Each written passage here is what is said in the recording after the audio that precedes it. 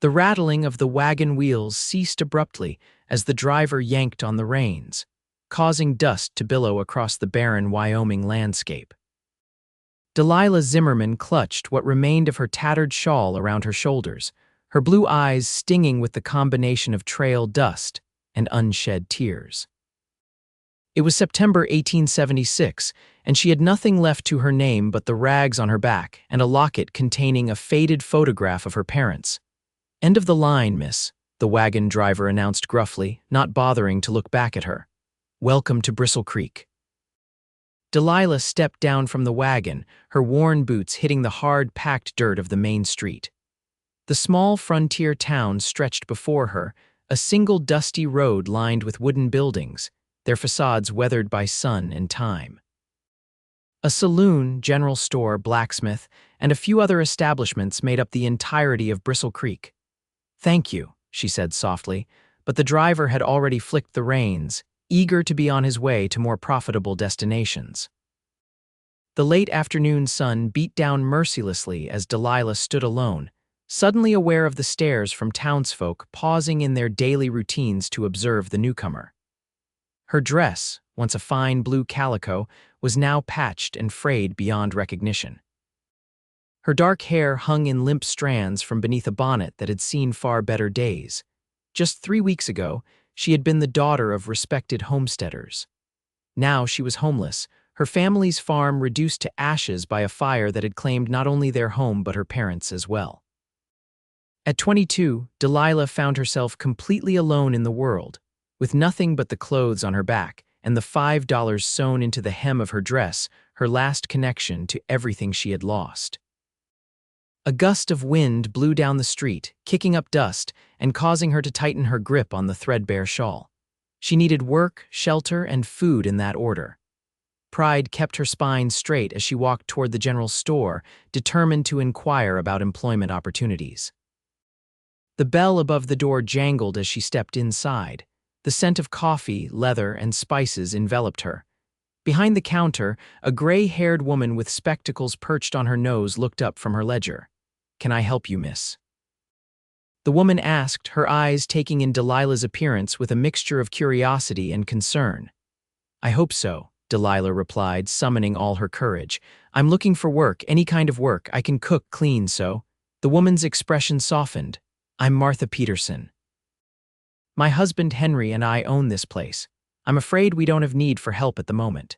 Seeing Delilah's face fall, she quickly added, "But the Silver Spur Saloon might be hiring girls to serve drinks, or Mrs. Wilson sometimes needs help with laundry."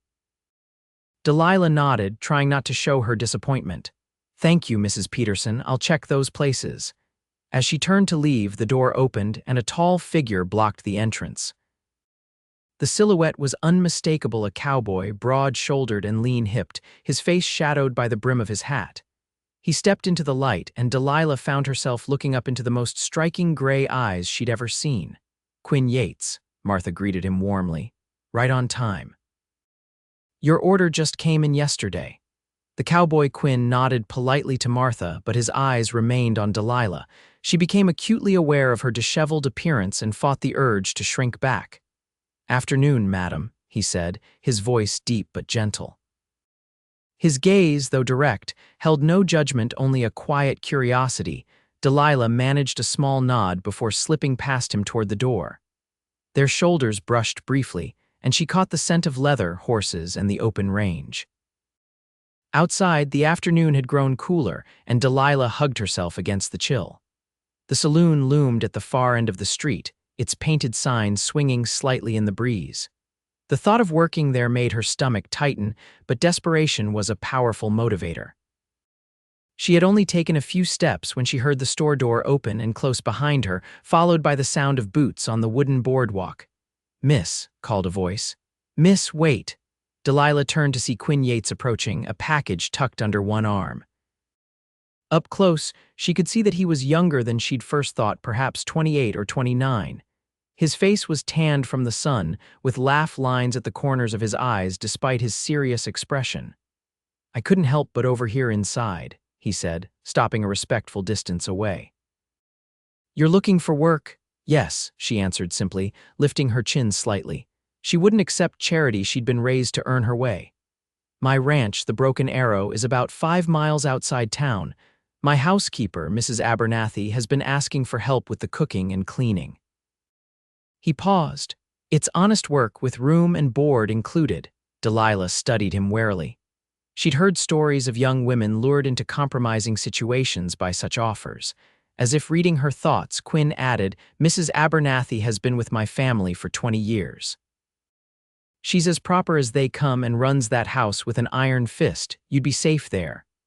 Why would you offer a position to someone you don't know? Delilah asked. Someone who looks like, she gestured to her tattered clothing. Clothes don't make the person, Quinn replied simply. And Mrs. Abernathy truly does need the help.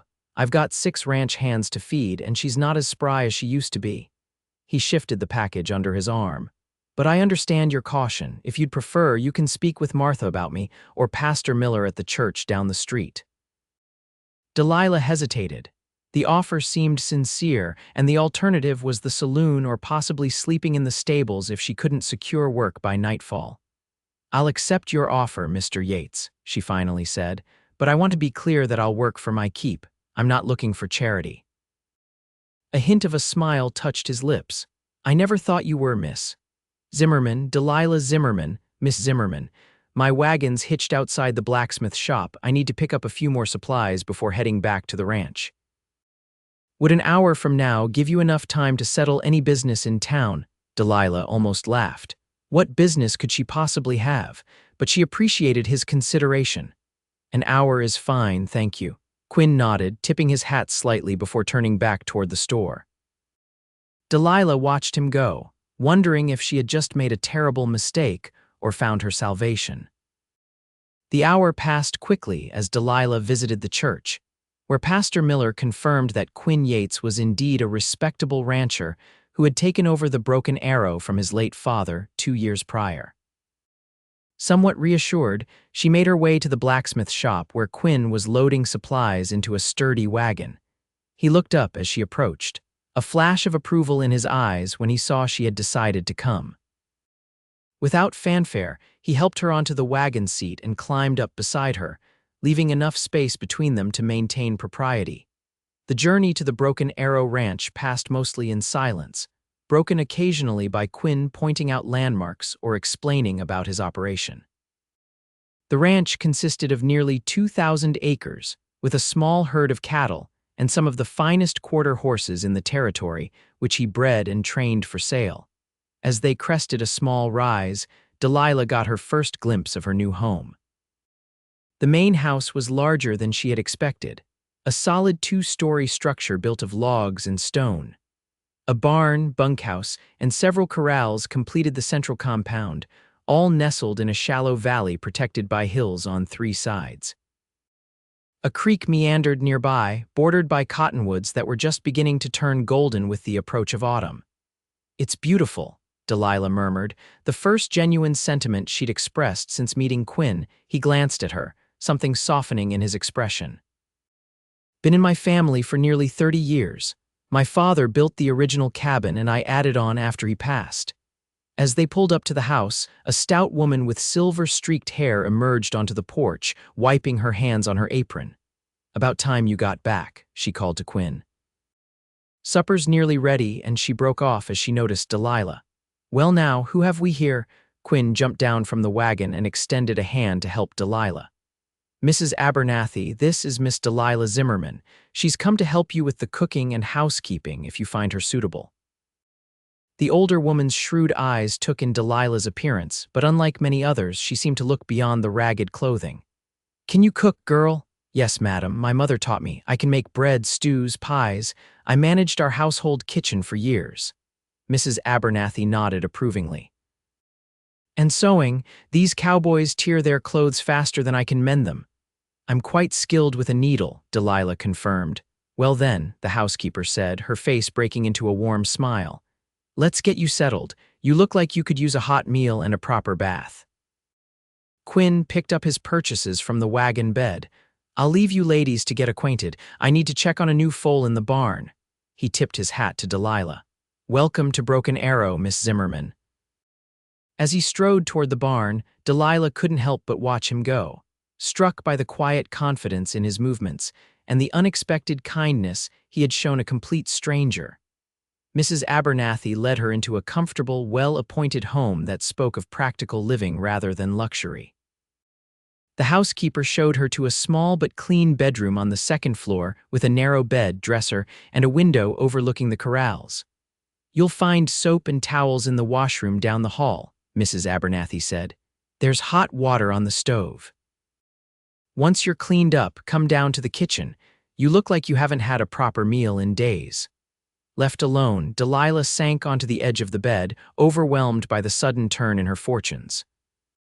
For the first time in weeks, she allowed herself a moment of weakness, tears streaming down her face as the tension slowly released from her body. After washing away the road, dust, and tears, Delilah faced another dilemma: she had no clean clothes to change into. Wrapping herself in a towel, she peeked out into the hallway, only to find Mrs. Abernathy approaching with a bundle in her arms. "Thought you might need these," the housekeeper said, handing over the stack of clothing. "They belong to Quinn's sister, Sarah. She's married and living in Denver now. These should fit you well enough until we can get you some proper things of your own." Delilah accepted the clothes gratefully. The simple calico dress was slightly loose but clean and whole, a vast improvement over her tattered garments. There was also a nightgown, stockings, and undergarments. For the first time in weeks, she felt human again. When she entered the kitchen, Mrs. Abernathy was stirring a pot of stew while a young ranch hand set the table. The boy, no more than 17, blushed furiously when he saw Delilah and nearly dropped the stack of plates he was carrying. "Tommy, mind your manners," Mrs. Abernathy scolded gently. "This is Miss Zimmerman, come to help me with the house." "Miss Zimmerman, this is Tommy Fletcher, one of Mr. Yates's ranch hands." "Pleased to meet you, madam," Tommy mumbled, ducking his head. The back door opened and Quinn entered, followed by 5 more men of various ages. They stopped short at the sight of Delilah, removing their hats almost in unison. "Boys, this is Miss Zimmerman," Quinn introduced her. "She'll be helping Mrs. Abernathy from now on. I expect you all to show her the same respect you show Mrs. Abernathy." The men nodded and mumbled greetings, clearly curious but too well-mannered to stare openly. As they took their seats at the long table, Quinn gestured for Delilah to sit beside him. That first meal at Broken Arrow Ranch marked the beginning of Delilah's new life. The food was simple but plentiful: beef stew, fresh bread, and apple pie for dessert. The conversation flowed easily, with the men discussing the day's work and upcoming tasks. Quinn spoke little but listened attentively, occasionally asking questions or giving direction. Delilah observed him covertly throughout the meal. In the warm light of the kitchen, she could see that his eyes weren't simply gray but had flecks of blue in them. His hands were strong and calloused from work, yet he handled his utensils with surprising grace. There was a natural authority about him that commanded respect without demanding it. After the meal, the ranch hands retreated to the bunkhouse, and Mrs. Abernathy insisted that Delilah rest while she cleaned up. "You'll start your duties tomorrow," the housekeeper said firmly. "Tonight, you recover your strength." Too exhausted to argue, Delilah bid them good night and climbed the stairs to her new room. Through her window, she could see lantern light from the barn, where Quinn was presumably still tending to his animals. The soft glow was strangely comforting in the gathering darkness. As she slipped into bed, wearing a nightgown that wasn't in tatters for the first time in weeks, Delilah sent up a silent prayer of thanks. Whatever tomorrow might bring, tonight she was safe, fed, and had a roof over her head. For now, that was enough. The following weeks established a rhythm to life at the Broken Arrow. Delilah rose before dawn to help Mrs. Abernathy prepare breakfast for the men. After the morning meal, she tackled the endless housekeeping tasks: sweeping, dusting, laundry, mending. Her nimble fingers proved especially valuable when it came to repairing the Cowboy's frequently damaged clothing. Quinn was often absent during the day, riding out with his men to check on the cattle or train horses in the corral. But at mealtimes, she felt his eyes on her occasionally, watching with quiet approval as she settled into life at the ranch. October brought cooler temperatures and preparations for winter. Delilah found herself enjoying the crisp mornings and the way the landscape transformed around her, the cottonwoods turning brilliant gold and the distant mountains dusted with the first snow. One evening, as she was gathering eggs from the henhouse for the next morning's breakfast, she heard the sound of hoofbeats approaching rapidly. Looking up, she saw Quinn riding in, his expression grim. "What's wrong?" she called as he dismounted, noticing the tension in his shoulders. "Cattle rustlers hit the Morton place last night," he replied, tying his horse to the rail. "Took nearly half their herd and shot one of their hands." Delilah's hand flew to her mouth. "Is he? He'll live, but it was a close thing." Quinn removed his hat, running a hand through his dark hair. "The sheriff's organizing a posse to track them. I'm riding out at first light with the men, except for Tommy. He'll stay here to look after things." "Be careful," Delilah said softly, surprising herself with how much she meant it. Quinn met her eyes, something unspoken passing between them. "Always am."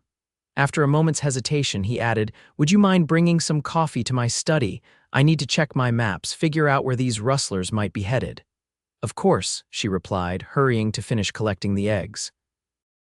In the kitchen, she prepared a tray with coffee and some of the apple tarts she'd baked that afternoon.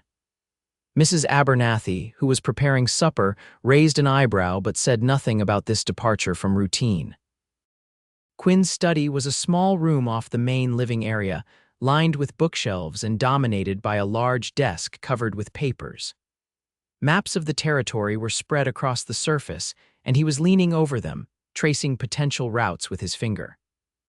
He looked up when she entered, his serious expression momentarily softening. "Thank you, Delilah."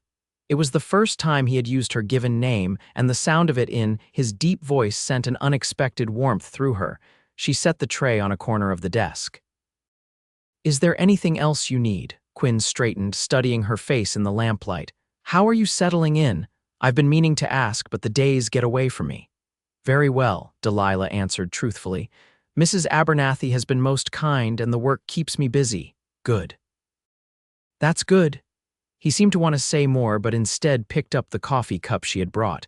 "I noticed you've taken to sitting on the porch in the evenings." Delilah nodded. "I like watching the sunset. The colors here are unlike anything I've ever seen." "My mother used to say the same thing," Quinn said, a fond smile briefly touching his lips. "She came from back east, found the openness overwhelming at first, but she grew to love it." "What happened to her?" Delilah asked gently. "Fever took her when I was 15. Sarah was just 11. He took a sip of coffee. "My father never really recovered, threw himself into the ranch until his heart gave out 2 years ago." "I'm sorry," Delilah said, understanding the pain of such loss all too well. Quinn nodded acknowledgement, then gestured to the maps. "These rustlers are becoming bolder." "This is the third raid in as many months." Delilah stepped closer, looking at the terrain he was studying. "My father always said that cattle thieves would look for the easiest route to move a large herd quickly." Quinn looked up in surprise. "Your father knew about cattle rustling." Delilah's expression clouded. "We had a small farm near Laramie. Sometimes he would help neighboring ranchers track stolen cattle." She paused, the memories still raw. "Our place burned down 6 weeks ago. My parents, they didn't make it out." Understanding dawned in Quinn's eyes. "That's why you arrived in Bristlecreek with nothing but the clothes on your back." She nodded, unable to speak past the sudden tightness in her throat. Quinn set down his coffee cup and moved around the desk to stand before her. After a moment's hesitation, he gently took her hand in his. "I'm truly sorry for your loss, Delilah." His touch was warm and reassuring, his calloused palm against her smoother one creating a connection that felt unexpectedly right. For a long moment, they stood in silence, sharing the weight of grief that both understood all too well, the sound of Mrs. Abernathy calling for supper broke the spell.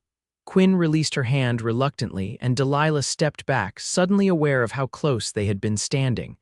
"I should go help with the meal," she said softly. Quinn nodded, his eyes still holding hers. "Thank you for the coffee and the company." That night, as Delilah lay in bed listening to the wind outside her window, she realized that something had shifted between them.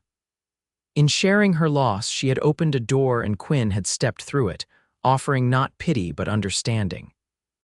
For the first time since the fire, she felt a spark of something beyond grief, a possibility that perhaps life could hold joy again. Morning came too quickly, bringing with it a flurry of activity as the men prepared to ride out with the posse. Delilah rose early to help Mrs. Abernathy prepare a hearty breakfast and pack provisions for the journey. As the men gathered in the yard, checking weapons and tightening saddle girths, Quinn sought out Delilah, who was distributing wrapped packages of food. "We might be gone for several days," he told her, securing the provisions she handed him to his saddlebag. "Tommy will keep watch but stay close to the house. These rustlers are desperate men." "We'll be fine," Delilah assured him, touched by his concern. "Just come back safely." Quinn held her gaze for a long moment. "I will," he promised, his voice low enough that only she could hear. Then, to her surprise, he reached into his pocket and withdrew a small revolver. "Do you know how to use one of these?" Delilah nodded. Her father had insisted she learn to protect herself. Quinn pressed the weapon into her hand. "Keep it with you, just in case." The weight of the gun was familiar and somehow comforting. "Thank you," she said, tucking it into the pocket of her apron. As the men rode out, Delilah stood on the porch with Mrs. Abernathy and Tommy, watching until they disappeared from sight. The ranch seemed suddenly larger and emptier without them. The next 3 days passed in a strange combination of routine tasks and underlying tension. Delilah kept the revolver close at hand, even slipping it under her pillow at night. Tommy, taking his responsibilities seriously, patrolled the property regularly, rifle at the ready. On the afternoon of the 4th day, as Delilah was hanging laundry on the line, she spotted a rider approaching from the east. Her heart leaped, thinking it might be Quinn returning, but as the figure drew closer, she realized it was a stranger. She quickly retreated to the porch where Mrs. Abernathy was shelling peas. "Someone's coming," she said quietly, nodding toward the approaching rider. Mrs. Abernathy squinted in that direction. "Tommy's down at the creek fixing that broken fence. Get inside and fetch that revolver Mr. Yates gave you." Delilah hurried to comply, returning to stand beside Mrs. Abernathy with the gun hidden in the folds of her skirt. The rider pulled up in front of the house, a rough-looking man with several days' growth of beard and a scar running down one cheek. "Afternoon, ladies," he called, not dismounting. "Looking for Quinn Yates." "He's not here," Mrs. Abernathy replied coolly. "Can we help you with something?" The man's eyes narrowed as they swept across the property, taking in the empty corrals where most of the horses had gone with Quinn and his men. "When do you expect him back?" "Hard to say," Mrs. Abernathy answered. "He had business in town." The man shifted in his saddle, his hand resting casually near the gun on his hip. "Mind if I water my horse before moving on?" Delilah tensed, sensing the threat behind the innocent request. Before Mrs. Abernathy could answer, the sound of a rifle being cocked broke the silence. "I mind," came Tommy's voice from the side of the house, where he stood with his Winchester leveled at the stranger.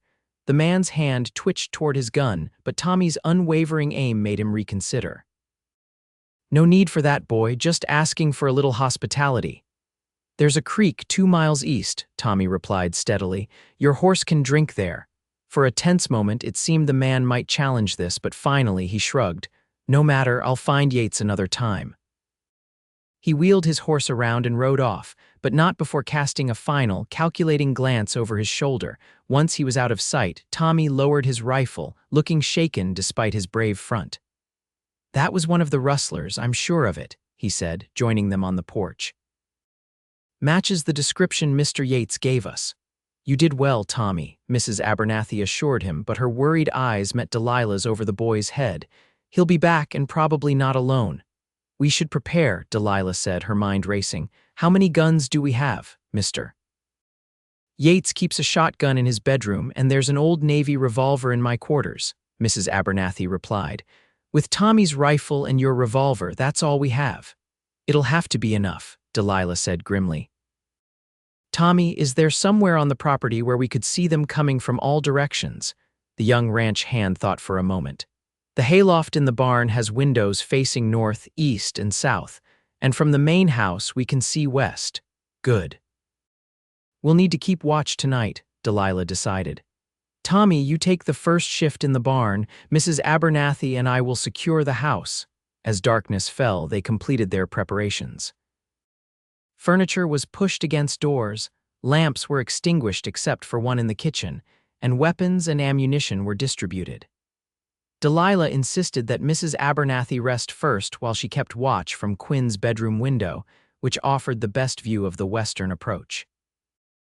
The hours crept by with excruciating slowness. Delilah found herself straining to hear any sound that might indicate approaching danger, but the night remained eerily silent. Even the usual chorus of crickets seemed muted, as if the very land was holding its breath. It was nearly midnight when she heard the soft nicker of a horse, quickly hushed. Delilah pressed herself against the wall beside the window, peering out carefully. In the faint moonlight, she could make out several mounted figures approaching stealthily from the west. Moving silently, she woke Mrs. Abernathy and sent her to alert Tommy in the barn. Then she returned to her post, counting the shadowy figures as they dismounted and spread out around the house. She counted 5 in all, too many for their small defensive force to handle in a direct confrontation.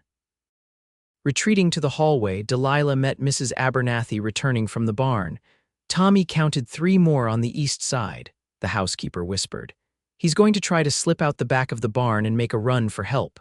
Delilah nodded grimly. It was their best chance. "We need to keep them occupied, make them think everyone's in the house." They positioned themselves at different windows, occasionally moving about to cast multiple shadows on the curtains. Outside, they could hear the rustlers conferring in low voices as they surrounded the house. A voice suddenly called out from the darkness. "We know you're in there. Send out the boy and we'll let you women be." Delilah and Mrs. Abernathy exchanged glances, so they knew Tommy had recognized them. "The boy's not here," Delilah shouted back. "Rode out with Mr. Yates and the others." There was a pause, then a harsh laugh. "Nice try, lady. We saw him earlier today. Now send him out or we're coming in to get him." From her position, Delilah could see movement near the barn. Tommy making his escape. She needed to create a distraction. Taking a deep breath, she fired the revolver through the window, aiming high to avoid hitting anyone but close enough to scatter the men outside. Immediately, gunfire erupted in response, bullets splintering the window frame and embedding in the wall behind her. Mrs. Abernathy's shotgun boomed from another room, and Delilah heard a cry of pain from outside. For several minutes, a chaotic exchange of gunfire continued, with Delilah and Mrs. Abernathy moving from window to window, creating the impression of more defenders than there actually were. In the midst of the chaos, Delilah caught a glimpse of Tommy successfully mounting one of the horses they'd kept in the barn and galloping away to the northeast, away from both Bristlecreek and the rustlers' camp. But in the direction Quinn and the posse had gone. Their ammunition was running low when a new sound joined the fray, the thunder of approaching hooves, many of them. Delilah risked a glance out the window and saw riders emerging from the darkness, guns drawn. "It's Quinn," she cried, recognizing his tall figure at the lead. The rustlers, caught in the open and now outnumbered, attempted to flee but were quickly surrounded. Within minutes, the gunfire had ceased, replaced by the sound of men being disarmed and secured. Delilah rushed to the front door, throwing it open as Quinn dismounted and ran toward the house. Their eyes met across the yard, and the relief on his face mirrored her own. "Are you hurt?" he demanded, taking the porch steps 2 at a time. "We're fine," Delilah assured him, suddenly aware that she was trembling. "Mrs. Abernathy and I held them off until Tommy could get away." Quinn's hands gripped her shoulders, his eyes searching her face as if to confirm her words. "Tommy found us about an hour's ride from here, said you two were facing down 8 armed men." "We managed," Delilah said simply, though her voice wavered slightly. Quinn's expression softened, and without warning he pulled her into a fierce embrace. "I thought I might be too late," he murmured against her hair. Delilah melted into his arms, the terror and tension of the night finally catching up with her. "I knew you'd come," she whispered. They stood like that for a long moment, holding each other as if afraid to let go. When they finally separated, it was only slightly, their faces inches apart. "Delilah," Quinn began, his voice rough with emotion, "when I saw those men surrounding the house, I realized something. I can't lose you." Not when I've just found you." Her heart hammering in her chest, Delilah looked up into his eyes. "I feel the same way," she admitted softly. "These past weeks at Broken Arrow, it's become home to me. You've become—" She hesitated, then found the courage to continue. "You've become important to me, Quinn, more than I thought possible after everything I lost." Quinn's hand gently cupped her cheek. "When I first saw you in that store, standing so proud despite having nothing but rags to your name, I knew there was something special about you. I just didn't realize how quickly you'd work your way into my heart." Then, as naturally as breathing, his lips found hers in a tender kiss that promised protection, belonging, and a future neither had dared hope for. The sound of the sheriff calling Quinn's name reluctantly broke them apart. "I need to help secure these men," Quinn said, his forehead resting against hers. "But this conversation isn't over." Delilah smiled up at him, a new warmth flooding her being. "I'll be waiting." Dawn found the rustlers bound and on their way to the Bristlecreek jail under the sheriff's supervision. The Broken Arrow hands returned to their bunks for much-needed rest, while Mrs. Abernathy, after fussing over everyone and serving a hearty breakfast, retreated to her quarters to recover from the night's excitement. Quinn found Delilah on the front porch, watching the sunrise paint the landscape in hues of gold and pink. He sat beside her on the wooden bench, close enough that their shoulders touched. "What happens now?" Delilah asked quietly, her eyes on the distant mountains. "That depends," Quinn replied, taking her hand in his. "On what you want." She turned to face him, her blue eyes clear and direct. "I want to stay, here at Broken Arrow, with you." A smile spread across Quinn's face, transforming his rugged features. "Good, because I was planning to ask you to do just that, but not as my housekeeper." Reaching into his pocket, he withdrew a small object, a simple gold ring with a single small diamond. "This was my mother's. My father gave it to me before he died, said I should save it for when I found a woman strong enough to be a rancher's wife." Delilah's breath caught as Quinn slid from the bench to one knee before her. "Delilah Zimmerman, I know it hasn't been long, but some things you just know in your bones. I love you, your strength, your courage, your heart. Would you do me the honor of becoming my wife?" Tears spilled onto Delilah's cheeks, but they were tears of joy, not sorrow. "Yes," she whispered, then louder, "Yes, Quinn Yates, I will marry you." As he slipped the ring onto her finger and gathered her into his arms for a kiss that sealed their promise, Delilah marveled at the journey that had brought her here. She had arrived in Bristlecreek with nothing but rags on her back and grief in her heart.